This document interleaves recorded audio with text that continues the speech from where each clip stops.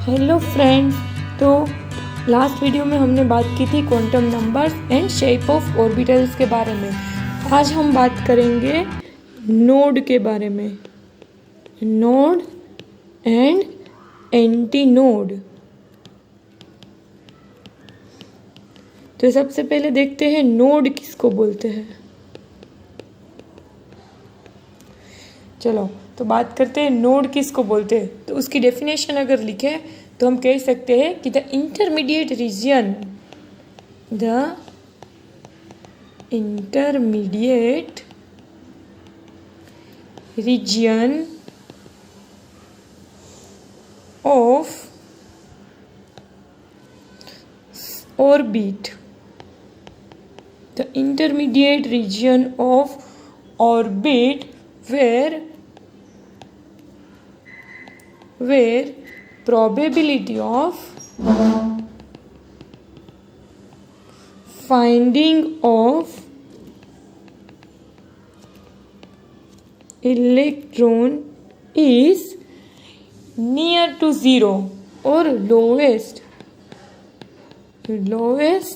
or near to zero. The intermediate region of orbit where the probability of finding of electron is lowest or near to zero is known as node। ठीक है, चलो suppose हमें पता है जैसे कि nucleus में है प्रोटॉन और न्यूट्रॉन और इसके आसपास इलेक्ट्रॉन जो है वो स्फेरिकल पाथ में घूमते हैं। ठीक है, तो ये जो ऑर्बिट है, ये दो ऑर्बिट के बीच की ये जो स्पेस, ये n is equal to 1, n is equal to 2, ये n is equal to 1 and n is equal to 2 orbit के बीच की जो ये स्पेस है जहाँ पे इलेक्ट्रॉन होने की पॉसिबिलिटी कैसी है, तो कि बिल्कुल कम, it is near to zero. This region is known as node. ठीक है, किसको बोलते हैं हम नोड, तो कि जहाँ पे ऑर्बिट के बीच की ऐसी जगह, ये वाली जो ऑर्बिट के बीच की ये वाली स्पेस की जहाँ पे इलेक्ट्रॉन होने की पॉसिबिलिटी नियर टू ज़ीरो है, इसको हम बोलते हैं नोड। ठीक है, अब एंटी नोड किसको बोलेंगे, नोड का ऑपोजिट एंटी नोड, तो कि इलेक्ट्रॉन होने की पॉसिबिलिटी जहाँ पे मैक्सिमम है, इसको हम बोलेंगे नोड। ठीक है, तो ये जो ऑर्बिट है यहाँ पे इलेक्ट्रॉन होने की पॉसिबिलिटी ज़्यादा है, तो ये ऑर्बिट का जो पार्ट है इसको हम बोल सकते हैं एंटी नोड। ठीक है, चलो अब हम ऐसा बोल सकते हैं, हमें पता है सपोज न्यूक्लियस के आसपास एक ही ऑर्बिट है तो नोड कितने होंगे, तो कि एक भी नोड नहीं होगा। ठीक है, दो ऑर्बिट के बीच की स्पेस है, तो यहाँ पे तो एक ही ऑर्बिट है तो बीच में तो कोई स्पेस आने की जगह ही नहीं है। Now suppose n is equal to 2 है, तो ये n is equal to 1 and n is equal to 2, ये दो ऑर्बिट के बीच की एक स्पेस है, इसको हम नोड बोलेंगे। तो suppose n is equal to 2, the number of node will be 1। Now अगर यहाँ पे एक और ऑर्बिट ले ले हम, n इज इक्वल टू 3, तो ये हो गया एक नोड, ये हो जाएगा हमारा दूसरा नोड। एक और ऑर्बिट ले ले तो ये हो जाएगा हमारा तीसरा नोड। ठीक है, तो हम ऐसा बोल सकते हैं n is equal to 3, then node will be 2। If n is equal to 4, the number of node will be 3। ठीक है, तो टोटल नंबर ऑफ नोड ऐसा हम बोल सकते हैं कि किसी भी एटम में टोटल नंबर ऑफ नोड कितने होंगे, total node is equal to n minus 1। ठीक है, ऐसा हम बोल सकते हैं। चलो अब नोड जो कि है वो 3 टाइप के होते हैं। कौन कौन से 3 टाइप के देखते हैं हम। चलो, एक होता है, फर्स्ट होता है स्फेरिकल नोड और रेडियल नोड। स्फेरिकल नोड और radial node.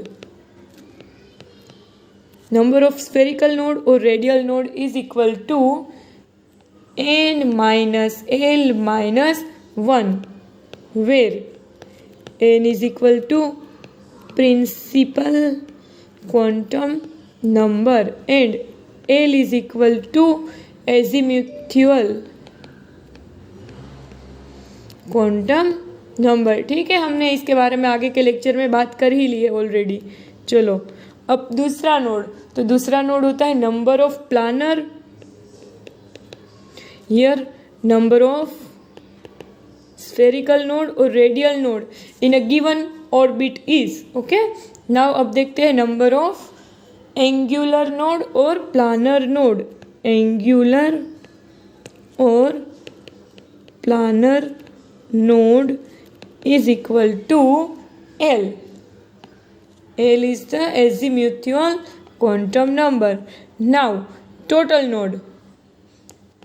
Total node in any orbital is equal to, क्या करते हैं इसका टोटल नोड फाइंड आउट करने हैं। दो टाइप के नोड होते हैं, एक होते हैं स्फेरिकल नोड, दूसरा होता है एंगुलर नोड। और टोटल नोड क्या होगा, तो कि spherical node plus angular node. Total node is equal to spherical node plus angular node.